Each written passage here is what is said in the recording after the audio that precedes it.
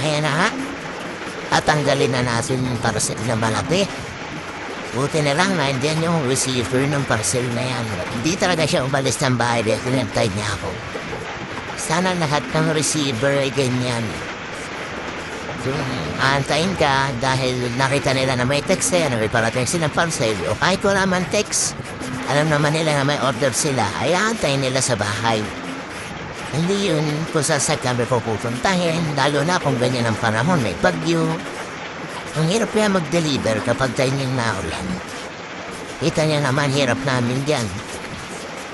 Kaya sa mga receiver dyan, huwag kayong aalis ng bahay kung alam niyo na kung may order kayo. At huwag niyo kami iti-text na kung saan kami pupuntahin.